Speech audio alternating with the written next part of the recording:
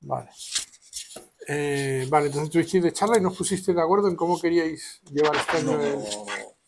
Porque yo he venido como el año pasado con mi chip de cada día un tema y digo, mira, el deseo buen tema, pero a lo mejor queréis hacer otra cosa. ¿Os apetece charlar del deseo hoy? ¿Eh? A ti te causa como A mí es uno de mis temas. Sí. Bueno, entonces, ¿sabes que el ser humano tiende a gestionar inadecuadamente los procesos que desconoce? Entonces, introducir el conocimiento, antes hablábamos de eso, cuando percibes una nueva realidad, cuando tú obtienes una nueva información acerca de tu realidad se transforma. Y cuando hablamos de un tema que nos inquieta y obtenemos mayor información, ese tema se transforma. O sea, tu percepción acerca de eso que te está preocupando se va a transformar. Entonces, igual, charlar sobre ello te va a dar nuevas perspectivas para poder gestionarlo mejor. Para caer. Como lo que comentábamos justo antes, de que el cerebro, cuando siente el deseo de comer o de beber, no es capaz de interpretar cuál de esos deseos realmente está sintiendo, porque el organismo, cuando experimenta esa sensación de ansiedad por la necesidad tanto de agua como de glucosa, que es lo que despierta el hambre, es la falta de glucosa en la sangre, que no tiene suficiente glucosa para alimentar los órganos y los músculos en un proceso concreto de un momento determinado del día. Entonces se te despierta el hambre, porque el cuerpo dice, uy, me falta azúcar. ¿Y cómo consigo azúcar? Comiendo. ¿Vale? Y cuando se despierta esa hambre es muy similar a lo mismo que sucede cuando tú estás experimentando un proceso de consumo calórico que te genera un calor, te hace sudar o que te está provocando una caída de hidratación en sangre. Y también cuando tú estás en un proceso de deshidratación, sientes sed. La sed se siente muy poco. Quiero decir, aunque tú necesites agua, muy pocas veces sientes sed. Tu cuerpo necesita mucha más agua de la sed que vas a experimentar. También eso es otro problema que causa confusión con el hambre, porque el 80% de las veces que tú experimentas una sensación de deseo está más relacionada con que necesitas comer que necesitas beber, ¿vale? Pero al final el problema que tenemos es ese, que se confunde el sentido de deseo de comer con el sentido de deseo de beber. Y como también os dije antes, un ser humano come de media 8 veces más de lo que necesita y bebe de media 8 veces menos de lo que necesita. Es decir, una persona necesita beber del orden de 3 litros de agua diarios y no suelen beber más de medio. La gente no se bebe más de un vaso o 2 de agua al día. Pero cuando bebes agua, cuando esa sensación, bebes agua, no te quita nada. Sí te la quita, pero tienes que esperar. Porque otra de las cosas que sucede en el cerebro es que la sensación de saciedad tiene una demora, un delay, un retraso de casi 20 minutos. Entonces, cuando tú bebes 2 vasos grandes de agua de estos y lo dejas estar 20-15 minutos, se te ha quitado el hambre completamente. Pero tienes que dejarlo estar, tienes que esperar un poco. Cuando tú bebes con sed, tú sigues bebiendo.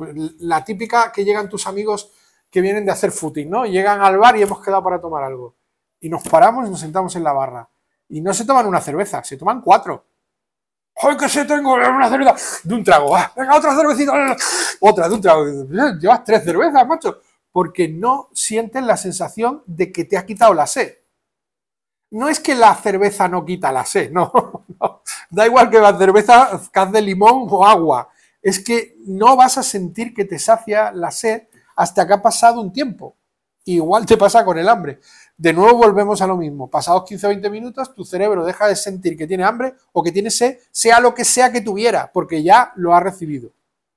Pero necesita un tiempo. ¿Qué nos ocurre a los seres humanos? Que no somos pacientes. Por eso el deseo nos tortura. Porque otro de los problemas del deseo, ¿cuál es? O conseguirlo. Puede ser conseguirlo. También, pero tiene razón en que es no conseguirlo, es la inmediatez. O sea, cuando un ser humano siente un deseo, no lo quiere para luego, lo quiere ahora. Es la inmediatez. Entonces, el deseo tortura porque nuestra necesidad de satisfacción es inmediata. ¿Y eso por qué nos pasa?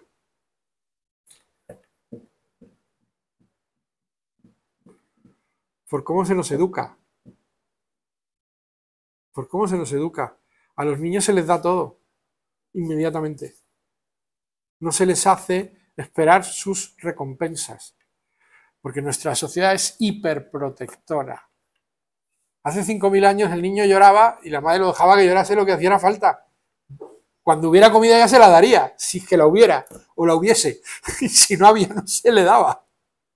Al final, la criatura, hace 5.000 años, aprendía a sobrevivir controlando su deseo, entendiendo que todos los procesos llevan un tiempo. Y si tenía que coger frutas de un árbol y se las comía, ya luego sabía que tenía que esperar a que volviera a echar más frutos, porque ya se los había comido. Entonces, hace 5.000 años, la necesidad de satisfacción del deseo se aprendía a no recibir la recompensa de forma inmediata desde el momento en que se nacía. Hoy día eso no se aprende. Los seres humanos atendemos a nuestros vástagos de manera inmediata y permanente. Y esto no quiere decir que sea bueno para ellos. Simplemente quiere decir que lo hacemos así. Pero ¿a que os imagináis que hace 5.000 años no era así? ¿A que no? Tú imagínate a uno llorando porque quiere teta, el otro llorando porque no sé qué, el otro... Y la misma madre con 5 niños, que además hace 5.000 años no criaban los hijos los padres, los criaba el grupo. O sea, ¿cómo se llama? La colectividad, la tribu, el clan, la tribu, eso es. Estaba buscando la palabra tribu y no me salía. Entonces los hijos eran de todos, pero los que se quedaban a cuidar hijos eran pocos y se quedaban muchos. Entonces al final estaban los que estaban para atender y había que esperar. Y se aprendía que el deseo no era satisfecho de forma inmediata. Unos sí, otros no. Y por ejemplo, el más primario es la comida, la bebida. Esos son los deseos más primarios. Y a los niños nosotros los educamos en satisfacción inmediata de todo inmediatamente. Pues eso también, todo eso nos marca. Y el modo en que tú gestionas tu deseo tiene que ver con tu naturaleza y con tu cultura. La naturaleza puramente física, de cómo tu cerebro gestiona tus deseos fisiológicos naturales, y la naturaleza cultural de cómo tu especie o tu civilización ha ido dotando los recursos de respuesta a través de una cultura. ¿Vale? Todo eso determina tu deseo. ¿Te has puesto a pensar en ello? Sí, alguna vez. Yo lo que me doy cuenta ahora es que, por ejemplo, claro, ahora la comida, la bebida la tenemos asegurada, ¿no? Más o menos. Entonces, ¿qué hacemos? Nos vamos a otras cosas, ¿no? Nos vamos a una casa, a un coche, a un trabajo mejor, a una camper, a cosas así, ¿no? Esa es la pirámide de Maslow. Y claro, y luego te das cuenta de que la conciencia en sí misma no quiere nada. Entonces dices, vale, pues todos los deseos que tengo están todos creados por la mente egoica y no son reales, claro. ¿Qué dice Maslow? Hay unas necesidades básicas. Comer, dormir, beber, ¿vale? Esto es unas necesidades básicas de supervivencia. Y ahora esto sigue subiendo. ¿Qué creéis que es lo siguiente que hay en la pirámide de Maslow? Dinero. Pertenencia. ¿Qué pasaba hace 5.000 años? Había un malo dentro del grupo y hacía daño y entonces la tribu no le quería. ¿Y qué hacía la tribu? Lo rechazaba. Si tú te sometías al crudo clima del invierno fuera de una cueva suficientemente grande para acoger a toda la tribu con el techo suficientemente alto para poder hacer fuego dentro y que no te ahogaras con el humo, que además tuviera salidas, que posiblemente necesitaban que tuviera un río por dentro de la cueva en alguna parte para coger agua y no tener que salir fuera, porque fuera estaban a 20 bajo cero y morías seguro, etcétera, etcétera, etcétera. Al final, tu supervivencia dependía de la tribu, dependía de formar parte del grupo. Si tú causabas daño en el grupo y se te expulsaba, tu muerte era segura. Entonces, después de cubrir las necesidades más básicas de comer, dormir, ¿vale? Entonces, de este tipo de elementos pasamos a la pertenencia al grupo, porque nuestro cerebro necesita, por ese proceso que te hablaba antes, de lo primero lo fisiológico y luego lo cultural o lo que proviene de tu existencia como ser humano, la pertenencia para que tú te sientas seguro, para que tú sientas que no estás amenazado de muerte, porque si dejas de pertenecer en el grupo, te sientes amenazado de muerte. Y eso hoy se paga con la moda, se paga con los grupos sociales, con los equipos deportivos, con los grupos culturales, porque si no formas parte, tú inconscientemente te sientes amenazado, pero amenazado de muerte. E inconscientemente sientes sufrimiento. ¿Vale? ¿Vamos bien hasta ahí? Siguiente elemento.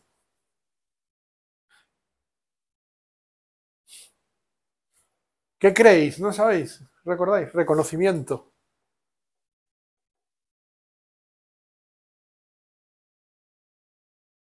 No solo formar parte del grupo, sino tener reputación, prestigio, que los demás te respeten, sentir que eres importante en el grupo. ¿Vale? ¿Qué pasa? Que a medida que tú escalas un punto, ahora ya llegamos al último, a medida que tú escalas un punto, puedes necesitar el siguiente, pero no necesitas el siguiente si no has cubierto el anterior. Entonces, hace 5.000 años con esto tenían que se mataban. Y hace 3.000 ya empezaron a pensar en esto, se defendían unos a otros, formaban los grupos sociales. Bueno, esto quizás más de 5.000, esto sería hace 15.000. Hace 5.000 sería ya aquí. Y hace 1.000 ya empezamos con las 2.000 con las civilizaciones modernas, 3.000 años con las civilizaciones modernas, reconocimiento. Y ahora en la época moderna hay otro elemento ahí arriba, que es tu maravilloso ego, el reconocimiento personal, la trascendencia propia, el sentirte que tú tienes un valor, es más pero social. No, contigo mismo, la consistencia contigo mismo. Ahí puedes enlazar elementos transpersonales, ¿no? De tener una luz espiritual, pero es sobre todo es la satisfacción de ti mismo, reconocimiento personal, ¿no? De sentirte cómodo contigo mismo. Autorrealización. Autorrealización, algo así. Sentirte bien contigo mismo, ¿vale? Eso es lo último ya. Y esto ya en civilización moderna. ¿Por qué aparece esta última necesidad, según dice Maslow, hace 1.000 o 2.000 años? Porque empieza el ser humano a darse cuenta de lo inconsistente que son todas las otras necesidades. Entonces, cuando te das cuenta de que todo aquello que te ha parecido tan importante, que tú creías que era tan importante, deja de serlo, entonces te das cuenta que al final el equilibrio tiene que ser contigo mismo, ¿no? Es cuando volvemos la mirada desde fuera hacia adentro. Y es cuando aparece esta necesidad en Occidente de comprender la cultura oriental que toda la vida ha mirado hacia adentro. En Oriente siempre se ha mirado hacia adentro, no hacia afuera. Y esta pirámide de Maslow me parece que hizo este postulado, pues no me acuerdo la fecha, pero creo que tiene 60 años ya o una cosa así. Vamos a preguntarle a nuestro famosísimo ChatGPT.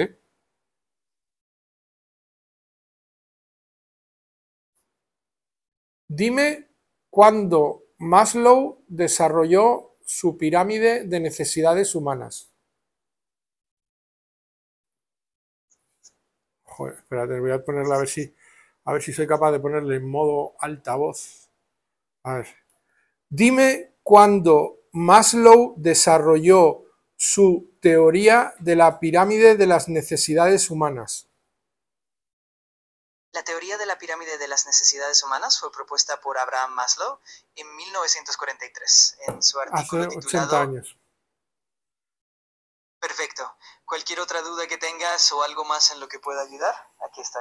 Pues ya habéis visto, 80 años. Esto es como una percepción muy moderna de la realidad. Y de hecho Occidente empieza a preocuparse por la interpretación de la realidad desde una perspectiva intrapersonal no hace más de 100 años, ¿eh? No hace ni un siglo que... A mí me ha sorprendido lo de arriba. Yo me esperaba algo más mundano, más... A ver, que voy a buscar una foto, a ver cómo lo escribe pirámide de Maslow. Lo de la autorrealización, yo creo que sí. A ver, lo llama... Y una comparación de la pirámide de Maslow con los pulsartas. valores, educación, creatividad, espontaneidad, moralidad, ética, valores personales. Confianza, respeto. Bueno, lo de la alimentación lo ve igual, y lo de la pertenencia, aquí lo separa entre vivienda, trabajo, dinero, lo que te ayuda a mantenerte en la vivienda, y luego familia, amistad y comunidad, lo separa. Yo lo he unido porque para mí viene a ser la misma. De hecho, aquí hay una afiliación seguridad, ¿ves? Es lo que llama. Pertenencia al grupo lo llama afiliación seguridad. Y luego viene la autoestima y la realización. La autoestima es la pertenencia al grupo y tal, y la autorrealización es el último nivel. Fisiológica, seguridad o filiación, autoestima y autorrealización. Esas son las palabras con las que él lo define. Yo lo he explicado toscamente porque la memoria mía es falible, pero el concepto viene a ser ese. Vale, pues todo el deseo hoy día está construido en estas premisas, en cómo nosotros interpretamos nuestra realidad. Pero hace 50.000 años no era así. El deseo que experimentaba un ser humano no tenía nada que ver con el deseo que experimenta uno hoy. Entonces, vamos a indagar más sobre esto. Sabéis que a mí lo de la palabra indagar, ¿no? Vamos a indagar más sobre esto. Como decía Krishnamurti. ¿Qué sucede cuando sientes deseo? Te aflige. Porque tú lo expresas de una forma en que manifiesta aflicción. Es que el deseo me puede, es como... A mí lo que me da rabia es que tienes esa necesidad de conseguirla y no puedes, pero tienes esa necesidad de conseguirlo instantáneamente. Vale, O sea, hemos indagado... y eso me provoca malestar general. Algo interior que me hace estar mal. Hemos indagado en las causas, en que la necesidad fisiológica genera el elemento del deseo. Hemos indagado en que la inmediatez está causada por un elemento cultural en el que nuestra sociedad nos va educando en los elementos de requerir lo que deseamos de manera inmediata, cuando hace miles de años eso no era así, es decir, esto es un cambio cultural. Y estamos indagando también en el concepto de que eso te está generando a ti una aflicción, ¿vale? Bueno, pues el Bhagavad Gita responde a la línea completa de los conceptos del deseo, con un ejemplo en el que describe, en el capítulo 8 es donde se habla de la naturaleza divina y la demoníaca, ¿verdad? Pues creo que es en el capítulo 8, hay un verso que dice, los deseos deben ser como los ríos que conducen hasta el mar, que intensamente fluyen hasta que al llegar al mar se diluyen y desaparecen, ¿vale? ¿Esto qué quiere decir? Pues que claro, el deseo se manifiesta en ti y a ti te arrastra, como te arrastra un río. O sea, tú sientes el deseo y por esa necesidad de satisfacción inmediata, por esa necesidad experimentada fisiológicamente, porque puede ser un deseo que provenga de una necesidad fisiológica, por esa demanda cultural de atender lo que tú quieres y por la búsqueda de satisfacción personal, tú te dejas arrastrar por ese deseo. Es como, ¡buah!, te desborda, ¿no? Desde el deseo vinculado a la gula, a la lujuria, a la venganza, a la ira, a todos esos deseos te sobrecogen y te arrastran. Estamos de acuerdo en eso, ¿no? Es como el río. Si tú te metes dentro de un río, te lleva. ¿Puedes liberarte del deseo? No, no puedes. El Gita no te dice que te liberes del deseo. El Gita te está explicando cómo es el deseo. Te está diciendo, es un río que te arrastra. y que inevitablemente va a desembocar hasta el mar. Y tú lo que tienes que lograr es que se disuelva en el mar. ¿Qué es el mar? El mar eres tú. El deseo está dentro de ti y el deseo emana de ti y se conduce hasta algo que eres tú. No es diferente, o sea, no puede existir el deseo sin ti y no puede existir fuera de ti y no tiene sentido sin ti. Pero tú puedes lograr que dentro de ti, en vez de arrastrarte hasta un punto en el que te gobierna, tú lo dejas disolverse. Es decir, lo observas, lo comprendes, lo sientes, no te enfrentas a él, dejas que sea, porque tú no puedes cambiar que sientes deseo. Y si no te enfrentas a él, no te genera conflicto, ni te genera esa sensación de sufrimiento. Esa aflicción que tú sientes es porque tú quieres que no esté ahí, o no quieres que te pueda ganar. O sea, tú sientes que estás arriesgándote a perder la partida, o que no debería estar para no tener que jugar la partida. Pero en realidad todo eso no lo puedes lograr. No vas a lograr que desaparezcan los deseos de ti, no vas a dejar que te arrastre ese deseo en una sensación de que tú sientes que las emociones están ahí y que tú quieres que eso se satisfaga. La única partida que puedes ganar es dejar que se diluya. Observarlo atentamente, comprenderlo, incluso llegar a amar tu deseo. A veces deseamos cosas que no queremos. Y tenemos que ser capaces de amar el deseo de cosas que no queremos. Lo que no tenemos por qué hacer es lo que no queremos. Solo porque se ha manifestado el deseo. Por ejemplo, vemos personas que resultan extremadamente atractivas, pero sabemos que a la vez pueden ser extremadamente peligrosas. Esto nos pasa mucho en la adolescencia, en la juventud, a media madurez, cuando todavía no terminamos de estar cuajaditos y nos tiramos de cabeza al río. Pero nosotros no queremos una relación con una persona peligrosa, no me refiero íntima o sexual no, me refiero a cualquier tipo de relación. El típico ególatra, protagonista, pues no sé, yo creo que si todo el mundo supiera los narcisistas que son ciertos políticos, no los votarían, pero los votamos. ¿Os dais cuenta? Yo no lo quiero, pero el deseo de que lo voto y hago lo contrario que quiero hacer. Porque no dejo que fluya el deseo, sino que me dejo arrastrar por él. Y eso me conduce a relaciones complicadas, a personas que no tendrían que estar en mi vida, a amistades que no me favorecen, o a tener gobernantes que mira lo que hacen con nosotros. Que no son el mejor ejemplo. Entonces, ¿por qué sucede eso? Porque no dejamos fluir y diluirse ese deseo. ¿Me he explicado correctamente? No sé si te está sirviendo para ver un paso más de lo que puedes hacer, pero yo creo que lo que puedes hacer es eso. Cuando ves que eso te está tirando, te está generando aflicción, aprende a vivir con ello y a amar que esté ahí ese deseo, pero no dejar que te conduzca a actuar. Tú no te dejes arrastrar a la acción por ese deseo, pero deja que el deseo esté ahí. Porque al final se va a diluir como el río en el mar.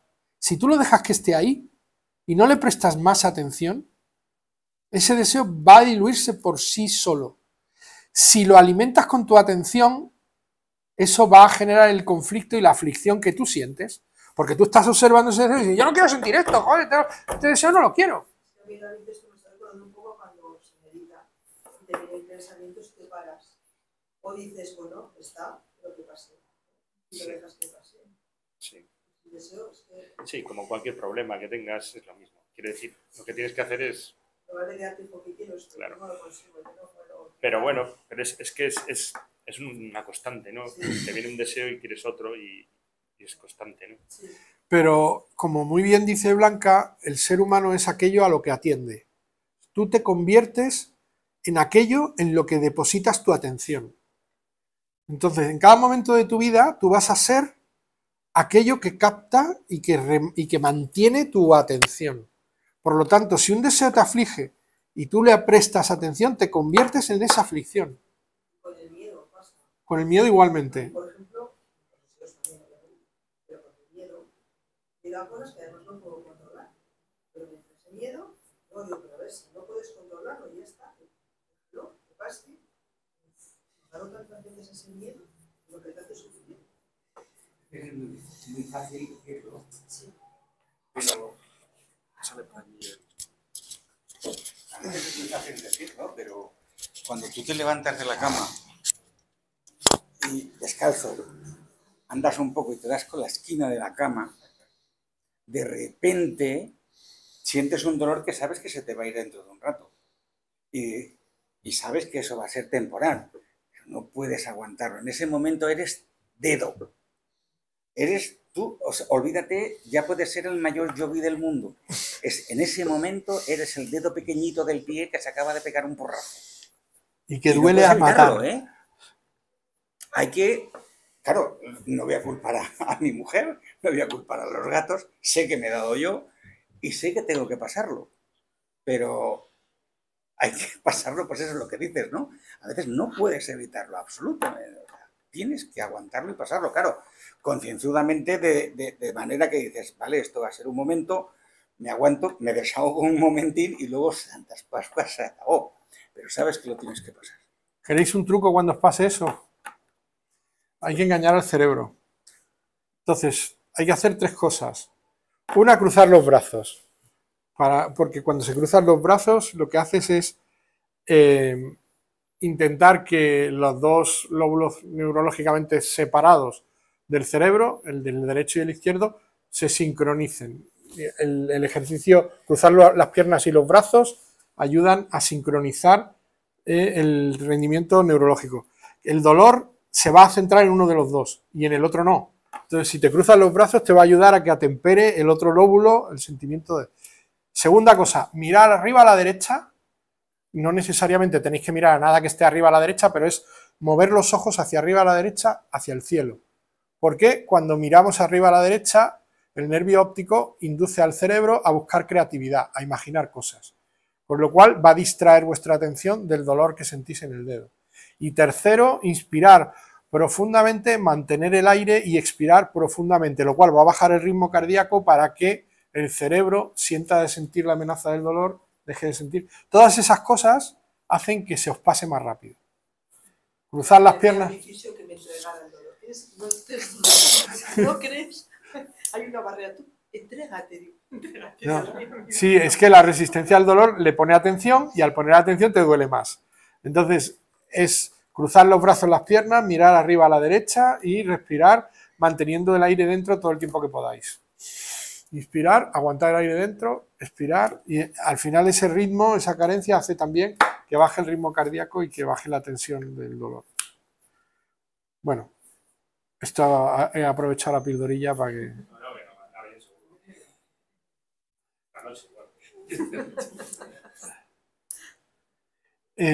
Vale, entonces vamos a retomar un poco lo del tema del deseo.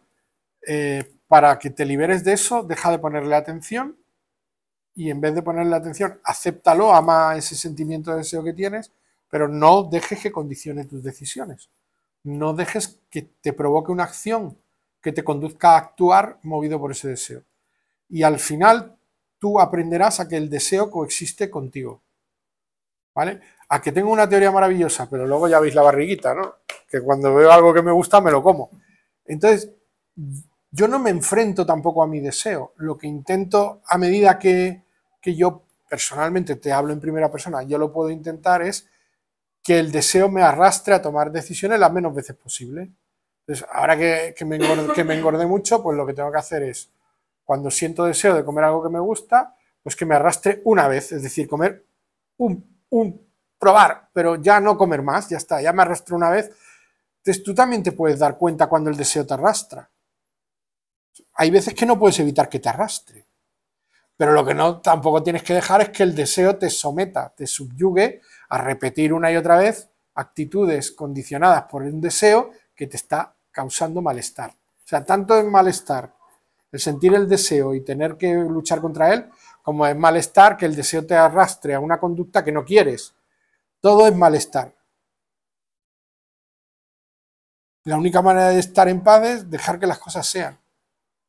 Y a veces tampoco es malo disfrutar, desear algo y conseguirlo. Por eso es que si ¿no? sientes un Y deseo disfrutarlo y te tampoco. dejas llevar un poco por ese deseo, siempre que no te cause malestar, Eso. claro, ahora si hay deseo beber y te bebes 2 botellas de vino y pillas una trompa, pero ahora si te tomas una copa de vino, te has dejado llevar porque te apetece una copa de La vino, ¿dónde está lo disfrutas y malo? tal, pues tampoco le veo nada No, lo malo. que pasa es que sí que es verdad que ahora yo creo que soy más consciente de yo Sí. y me doy cuenta más de lo que es el deseo. Y entonces me jode que me haga sentir ese tipo de cosas. Porque sé que no soy yo. Pero tampoco soy yo eso que siente. Entonces es un poco esa mezcla, ¿sabes? Es un poco complicado. Es que los deseos no solo vienen por la parte física, también vienen por la parte egoica. El ego genera en ti un montón de deseos, de necesidades inexistentes, pero el deseo está, porque el ego lo mantiene. Ten en cuenta que el ego se mantiene vivo alimentándose de los deseos que te origina o que te provoca, porque cuando tú atiendes esos deseos le estás alimentando a él. Cuantos más deseos te provoca que tú atiendes, más se alimenta tu ego. La desaparición del ego no es que deja de existir. La desaparición del ego es que deja de tener poder sobre ti. El ego va a estar siempre, porque es la naturaleza consustancial de la mente. La mente, para funcionar, tiene que crear una ficción de sí misma, tiene que identificarse con algo. Para que tú te reconozcas a ti mismo dentro de este cuerpo, tú tienes que crear una imagen de ti. Entonces, el ego siempre va a existir, porque es la imagen que tú has creado de ti mismo. Ahora, ¿puedes dejar que ese ego te condicione todos tus deseos todos los días de tu vida? Pues no. Porque lo que haces es estar sistemáticamente alimentando al ego. En cuanto tú le vas dejando de alimentar y vas dejando de atender esos deseos del ego y los dejas diluirse, el ego va perdiendo fuerza y va desapareciendo. Y al final la esencia de ti, lo que se manifiesta de ti, es tu esencia espiritual, lo que es tu alma viviendo en ese cuerpo, en el que no hay un deseo egoico y un pensamiento constante acerca de la imagen que tú tienes de ti mismo y de lo que estás viviendo en tu realidad, que eso es lo que hace el ego, crear una ficción de tu realidad. Nada más lejos de la verdad que lo que el ego te hace creer. El ego es el peor traidor de todos, porque te convence en tu existencia de inconsistencias absolutas sobre tu propia realidad. Tu propia realidad es que tú eres Sat, Chit, Ananda, completamente bienaventurado, bondad y misericordia. Esa es la naturaleza de tu esencia.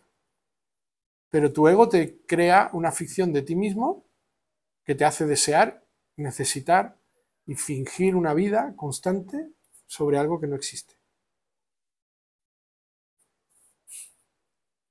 Así no. Si no es el ego, es Maya. De repente, cuando algo no te cuadra, sientes un deseo de ese.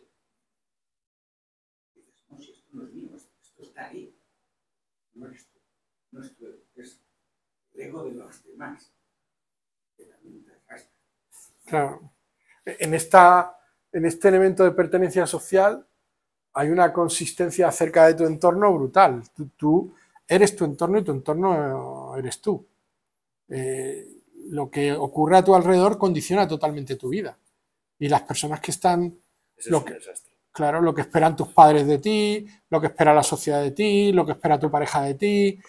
Y al final lo último que pones en la lista es lo que esperas tú de ti. Te olvidas de qué esperas tú de ti. Porque hay tantas expectativas que satisfacer de todo el entorno social, familiar, cultural, pues olvidamos que nada de eso es importante. Y ni siquiera cuando nos desborda. Ni aun cuando nos está desbordando, nos damos cuenta de que nos estamos olvidando de nosotros Lleva mismos. aún más. Cuando te desborda, aún te metes más ahí en el desbordamiento. ¿Y cómo podemos trabajar contra eso? ¿Cómo podemos gestionar cuando nos desborda todo lo que el mundo espera de nosotros encontrar la manera de gestionarlo. ¿Cómo pensáis que podemos hacer eso?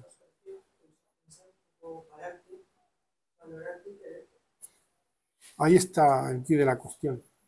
La única manera es que nos amemos tal como somos.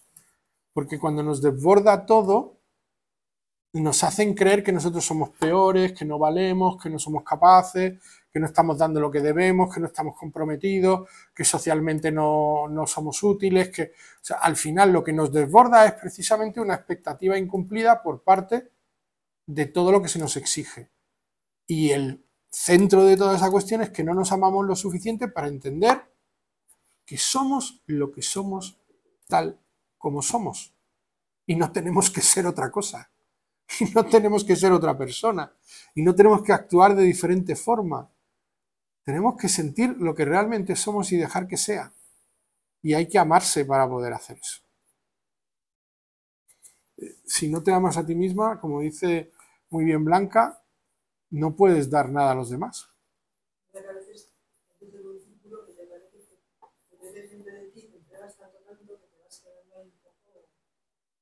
Mira, antes estábamos José y yo aquí, ha venido Miguel, el celador que nos ayuda a montar esto, y cuando lo estaba montando Manuel me ha dicho que tiene una amiga que tiene un estado de depresión muy fuerte, pero el problema es que vive en Miranda y no se quiere venir aquí. Y yo le decía, Miguel, tu sufrimiento reside en que te estás haciendo responsable de su dolor. O sea, tú crees que tú eres responsable de lo que esa persona no puede resolver. Porque claro, yo le preguntaba, ¿y tú no la puedes invitar a venir conmigo? Es que no quiere venir porque ella está muy bien allí, porque no sé qué, porque no sé cuánto. Son cosas de lo más normales, estas cosas nos pasan a todos los días. Pero el problema que tenemos algunos es que en un momento determinado nos identificamos tanto con la responsabilidad de atender la necesidad de otro que nos convertimos en ese problema. Nos hacemos tan responsables del problema de alguien que nos convertimos en el problema. Y nos genera una angustia y un sufrimiento tremendo, ¿no? ¿Y quién nos ha dicho que nosotros somos los responsables de lo que otras personas hacen o dejan de hacer? La sociedad. Tú eres responsable de tu familia, tú eres responsable de tus hijos, tú eres responsable de tus padres, tú eres responsable de tus amigos, tú eres responsable de tu trabajo, tú eres responsable de los empleados, tú eres responsable de los jefes, tú eres de los clientes, de todo. Somos responsables de todo. ¿Y de qué creéis que realmente somos responsables? De ti misma. Solo. Ya, pero ¿y empatía? No hay que tener empatía. Pero eso no es responsabilidad. Ya, O sea, tú tienes empatía y tienes amor, tienes misericordia, tienes compasión y ayudas hasta donde llegas en todo lo que puedes. Pero no es tu responsabilidad. Tú no eres eso. Ni eres el responsable de que eso esté bien o esté mal, o funcione o no funcione. Tú pones tu amor, tu misericordia, tu compasión, todo lo que quieras a disposición de todo lo que te rodea. Pero hagas lo que hagas, puede que salga bien o puede que salga mal. Lo que no te puedes hacer sentir es responsable de cómo sale eso. Yo intento siempre hacer las cosas bien, pero hay veces que la meto hasta aquí. Meto la pata hasta las orejas y digo, esto que se me encienden las orejas, digo, ¡ay, la que he liado! ¡Ay, ay, ay! Pero, a ver, si yo he hecho lo mejor que he sabido y lo mejor que he podido, ¿por qué me siento tan mal por haberme equivocado? Pues no me ha salido bien. ¿Y ahora qué hacemos? Pues ya está. Yo lo he intentado hacer lo mejor posible y no me ha salido. Me tiro por un balcón. Soy tan responsable como para... La gente cuando perdía su casa en el principio de la crisis en el año 98, bueno, y yo recuerdo aquí gente que se tiró al tren en el 2000. La bolsa cuando cayó la bolsa de Nueva York, hubo un montón de Se tiraron, claro. La gente pierde lo que tiene, se siente responsable y ya no quiere vivir. Que tú no eres responsable de lo que pasa con las cosas que tienes o dejas de tener, o con las que tengan los demás. Que no eres responsable. Tú eres responsable de estar bien tú, de no tirarte por un balcón. De eso sí eres responsable. ¿Sí o no?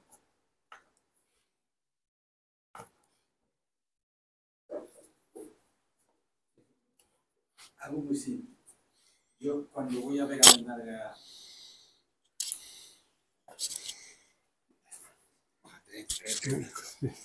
cuando voy a ver a mi madre los lunes a la residencia, estoy un ratito con ella, charlamos, reímos, lo que sea, doy todo lo que pueda durante el ratito que estoy con ella. En cuanto termino la visita, yo me voy tranquilo, que sé que todo lo que he podido hacer lo he hecho. Mi hermana va, está un rato con ella y cuando termina la visita le empieza a dar vueltas. Y no he hecho esto, y me ha dicho esto, y me ha dicho lo otro. Y digo, a ver, digo, tú has hecho todo lo que has podido cuando has estado allí y has dado todo lo que... Sí, pero todo lo que viene después del pero son cosas que están en su cabeza. Porque realmente en ese momento no puede hacer incluso nada. Tiene que esperar al siguiente día de visita para poder estar con ella. Pero es la pescadilla que se muerde la cola, ¿vale? Es como enfocar algo tan simple como una visita y cuando estás fuera de la visita no hay nada, que no puedes hacer nada más hasta el día siguiente. Fijaros, de nuevo el deseo. Su hermana desea haber hecho mucho más de lo que hace cuando está allí. Entonces se queda anclada, le pone toda su atención al deseo de haber hecho mucho más o de haber hecho cosas que no hizo y se queda rayada en la atención al deseo de lo que no ha hecho y sufre. Lo pasa realmente y José mal. Y no sé cómo explicarle, claro, porque... Tú vas desde el deshacer hacia ellos. Igual he adelantado un poco, pero la cosa es que, sobre todo al ser familia, al ser mi hermana, hay veces que le tiraba con una zapatilla. Pero, ¿por qué? Porque, claro, pierdo lo que es la compostura de realmente explicarlo. Pero mientras tú estés a gusto y allí, enfrentando, como si dijéramos, la situación, y des todo lo que puedes en ese momento, tienes que salir satisfecho. Así de simple y sencillo. Claro, lo que no puedes hacer es ya terminar la visita y es cuando empiezas a darle 20.000 vueltas y a pasarlo fatal. ¿Quién nos repite el Gita 150 veces? Haz todo lo que debes sin expectativa de resultado, porque tú no tienes al alcance de tu mano la posibilidad de saber lo que va a resolver. Tú solo tienes que hacer lo que debes. En cuanto vinculamos a la expectativa de un resultado aquello que estamos haciendo, ya nos está generando un sufrimiento, lo mismo que el deseo, que está vinculado a la expectativa del logro. Yo quiero satisfacer ese deseo, pero si yo siento el deseo que está ahí, lo observo, lo dejo estar y ya tomaré mis decisiones, oye, pues unas veces sí, otras veces no, pero no me dejo arrastrar, igual que cuando yo hago lo correcto y no me dejo influenciar por la perspectiva del resultado que va a dar eso que hago, al final tengo paz interior, que es lo que busco. Lo que debes coincide con lo que sientes, ¿no? Perdón, no entendí. Debes hacer lo que crees. Así es duro, el Dharma. O lo que sientes, que es decir, un deber, porque tienes que hacer eso. Por ejemplo, tienes un padre que no te hablas con él, pero es tu padre, ha caído enfermo, debes estar ahí o es lo que sientes. Si no siento que tengo que estar ahí, no sé si el deber de... Sí. Acabas de hacer una pregunta complicadísima. Tu ego te va a inducir a hacer lo que quiera hacer tu ego, no lo que tú deberías hacer. Y lo que deberías hacer no tiene una respuesta concreta, porque cada ser humano, en cada circunstancia y con cada cosa que le pasa en la vida, se enfrenta a cosas que no son iguales para todos y que no se pueden dar con una única respuesta. El sentimiento tiene que nacer de ti. El cerebro, todos los pensamientos que va a haber en tu cabeza, a veces no sabes, ¿no? van a estar creados por el ego. Y el ego encima te va a hacer creer que no es él, que es lo que sientes, que realmente eso es tu intuición. O sea, yo me he llegado a decir a mí mismo, mi intuición me dice que haga esto. Yo me he llegado a decir a mí mismo, porque yo quería escucharme a mí mismo, decirme que tenía que hacer eso, que era lo que yo quería hacer, porque era mi ego el que me decía que lo hiciera. Entonces, yo he escuchado en mi mente este discurso de esto es mi intuición. Yo me escuchaba a mí mismo diciéndomelo. Esto es mi intuición, esto sale de mí, esto sale de lo profundo, esto yo lo tengo que hacer porque esto es lo correcto. Pero era mi cerebro, mi mente, mi ego construyendo el discurso para engañarme a mí mismo y hacerme creer lo que necesito para hacer lo que el ego quiere. Entonces, ¿cuál es la actuación correcta? La que no tenga ningún discurso, la que sea puramente intuitiva, la que cuando te dicen, joder, tu padre se ha caído por la escalera, y dices, o dices, tengo que ir. La que salga de ti, esa es la que tienes que seguir. Pero en cuanto limitas una sola palabra de discurso en tu mente, ya no eres tú, ya es tu ego. Aunque te convenza... La sensación de culpa te puede confundir. Es que esas son las emociones que genera, es lo que hablábamos antes. Tú no te dejas traicionar por el discurso en tu mente de tu ego, lo que te domina son tus emociones, que las crea ese ego. El ego va a crear en ti las emociones que necesita para que logre el resultado que busca. Si tú has creado en tu mente la sensación de que tu padre es terrible, mira, yo me tiré sin hablar con mi padre un montón de años porque mi padre hizo muchísimo daño a mi familia. Y cuando mi padre murió, yo me enteré. Y yo tenía una dicotomía entre ir a su entierro o no ir cuando nadie de mi familia iba a ir. Porque el daño que causó era tan grande que toda mi familia no quería. Bueno, la cantidad de discurso que se montó en mi cabeza para decidir si yo iba o no iba, yo estaba seguro de que era imposible que yo tomara una buena decisión. Porque el discurso era tan complejo y yo le preguntaba a las personas que estaban a mi alrededor, le preguntaba a mi familia, le preguntaba a mis amigos. Yo debería ir, bueno, tener en cuenta que, claro, ir allí a estar al lado de una caja cerrada y decirle adiós papá, te espero, porque yo a mi padre lo tenía más que perdonadísimo.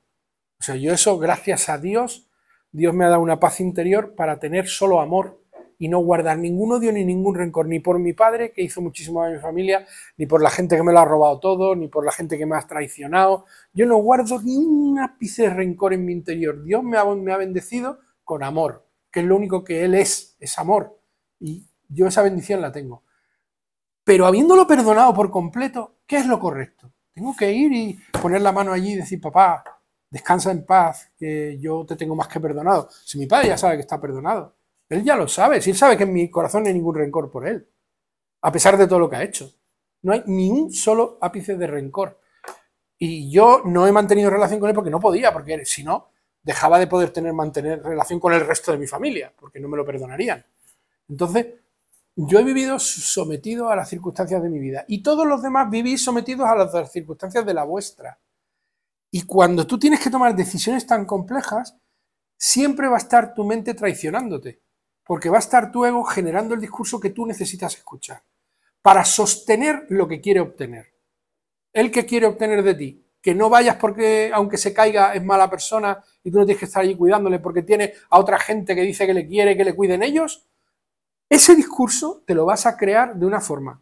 Si no te lo crees, te lo vas a crear de la contraria. Si no te lo crees, te lo vas a crear de otra diferente. Si no te lo crees, te lo vas a crear de otra. Hasta que te lo creas de una forma que te lo puedas creer tú. Y cuando ya te has creído el discurso que has creado, que has inventado, para podértelo creer, entonces ya estás conforme. Pero todo eso es tu ego. Solo es tu ego. Desde el principio hasta el final. ¿Estamos de acuerdo en esto? ¿Lo veis? ¿Comprendéis todo el proceso que hay en la mente? O al revés, tengo que ir porque así me va a sentir más tranquila. Eso es porque así cumplo con mi deber. Tampoco me quedo yo cada vez que estoy. Y cuando voy me hace pasar. Vale. Pues como no tenía suficiente con el problema de mi padre, ahora mi madre resulta que cada vez que la veo me hace un daño horroroso. O sea, ha buscado, no sé por qué, últimamente, en los últimos tiempos, me tira, dispara a matar. Entonces, cada vez que abro la boca me hace un daño y ¿qué hago? Entonces, intuitivamente, en un momento determinado, me hizo un daño terrible hacia las personas que tengo a mi alrededor, que me cuidan y me quieren, las ofendió y las humilló, y yo en ese momento sentí que yo no quería más eso. Ese es lo único de lo que he estado seguro, que fue una intuición.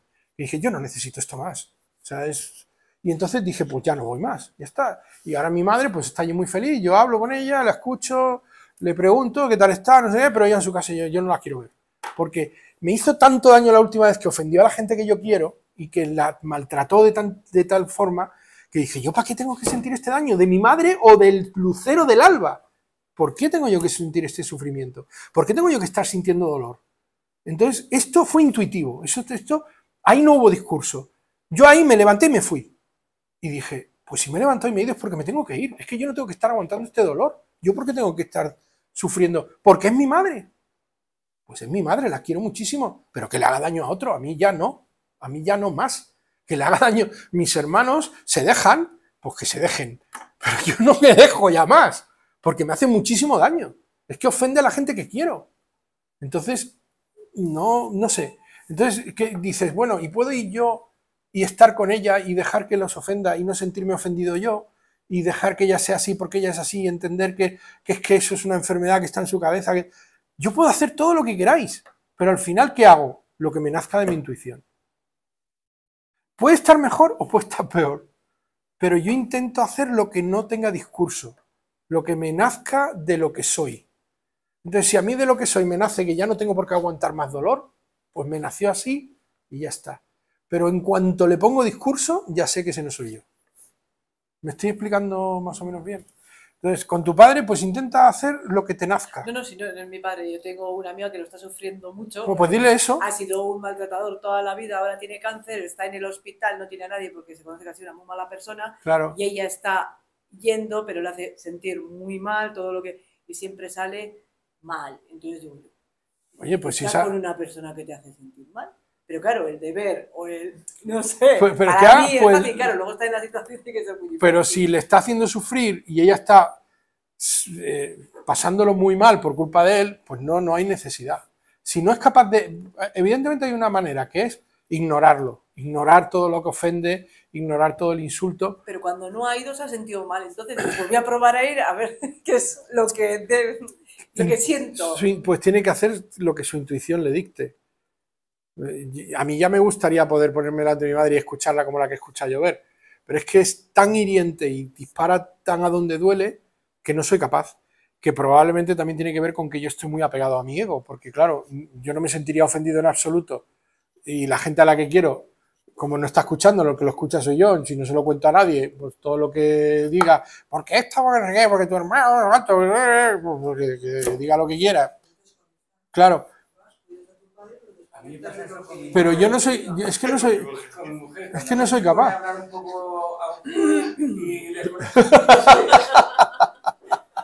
Este es un poco el síndrome del cuidador que me pasa. Yo estoy cuidando a mi familia y es muy complicado. Sí, muy difícil. Muy complicado, y más si tienen problemas ya de cabeza, de mayores sí. y tal, porque no saben lo que dicen y se te pegan unas rajadas de cojones. Impresionantes. Y yo creo que ahí tiene que ver mucho la paciencia. La paciencia te enseña, es maestra, te enseña a tener tu mente tranquila, a alcanzar tu paz hasta cuando hay una tormenta ahí a tu lado. Yo estoy de acuerdo que mi debilidad es que no soy suficientemente paciente. Y yo creo que esto no son pruebas. Sí. Y aceptar la realidad que tú has elegido estar ahí y que si has aceptado estar ahí. Si su intuición le dicta que ella tiene que cuidarlo, lo tiene que hacer así, porque es lo que le nace. Y de algún sitio saldrá eso. Me da la sensación que es como que la voz que te habla de mala persona si no lo vas a hacer, o el buenísimo. Entonces eso ya no es natural, eso es ego y sentimiento de culpa. Sí, a mí me parece más que igual es ego, que digo, pues no, pues sí, tú te sientes mal, ¿por qué? Pero, claro. Es que además este tipo de tensiones emocionales nos llevan a un sufrimiento persistente que causa mucho dolor interno, y un agotamiento emocional muy grande. Yo también, la madre es... A veces es un aprendizaje, A veces es un aprendizaje. Y lo que ha hecho, y este desconectar de lo que ha hecho. Estamos en lo de siempre, que es muy fácil decir. Pero cuando ves a un familiar tuyo que está ahí delante y no... Aparte que hay personas que tienen algún problema, la madre Sandra se le va la pinza y entonces ella sabe lo que quiere. ¡Llévame! ¡No! ¡Siéntame! ¡No! ¡Levántame! Pero si te acabo de sentar, ¡que me levantes! ¡Que chilla! ¡No! Eso es más fácil porque sabes que está mal, que se le va. Ya, pero al final... Una persona que parece cabal y que sabes que es mala y persona. dispara, ¿sabes? y dispara a matar, sí que eso es lo que me pasa a mí con mi madre, que parece cabal, pero dispara a matar. Y duele, duele. Pero bueno, al final es paciencia, como dice David, yo desgraciadamente no tengo todavía la suficiente. Y mira que he echado mucha paciencia. Pero bueno, ya esta Navidad a ver qué pasa, porque no sé qué voy a hacer.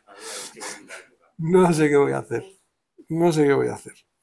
Es muy complicado. Yo creo que es bueno meditar o rezar. Sí, el mantra. Sí. Meditar, y tú cuando estás en silencio te viene claramente una respuesta hacia lo que tienes que hacer y tienes que seguirla. Es como una intuición, es como es la intuición pura. No será por lo que medita, ¿eh? Es muy difícil. Y luego si no sabes, si no has meditado, pues claro. Sí, a tope. La vida es un continuo sentir que te dan por todos los lados y en un momento determinado hay que parar. Claro, si no paras, el día que pares es antes o cualquier cosa, ¿no? Pero en el momento en el que te paras a escuchar, sientes un alivio. Sientes un alivio. Claro, quien no está acostumbrado a hacerlo, claro, le costará al principio, pero cuando ya lo empiezas a sentir, es cuestión de cogerlo. Aunque lo hagas antes de acostarte,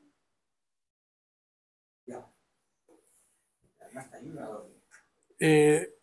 Antes de acostarte y cuando te despiertas por la mañana, antes de empezar el día. Por la mañana es muy No interesante. importa que lo hagas 10 minutos o 40, Sí, porque el la tiempo mente que está tengas. más tranquila Pero y es más... lo que dice él, antes de dormir, para que tu mente vaya al descanso en calma y sin tensión emocional, cantar mantra es magnífico. Y cuando te despiertas, nada más abrir los ojos, cantar mantra, o bueno, si con los ojos cerrados, cantar mantra para encontrar esa tranquilidad interior que luego te permite levantarte y enfrentarte al día, eso es un tesoro. Y luego a lo largo del día, cuando estés muy estresado, muy agobiado, también utilizar el mantra para recuperar tu paz y tu armonía, eso es esencial. Yo, el que no cante mucho, no me importa que, o sea, quiero decir, no le voy a decir que cante más, pero que cante en esos momentos de su vida una persona le cambia completamente la tranquilidad con la que enfrenta la vida. Porque yo no era nada capaz de enfrentarme a la vida con tranquilidad y ahora, pues cada vez un poquito más gracias a eso. Entonces lo sé por mí mismo, vamos, que a mí me ha dado muchísima tranquilidad. Bueno, creo que es ya. de nuevo... Qué rápido. Pero si queréis terminar con algo que no hayáis... Hemos dejado más o menos lo del deseo atado. No, está muy bien. Hay una clase que tenemos pendiente que es identificar la pirámide de Maslow con los pulsantes. ¿Qué es eso? Pero esa la quieres dar tú. Esa ya os la daré. Esa la quieres dar tú. Un día que yo no pueda estar. Lunes, o bueno, cuando no estés. Este año...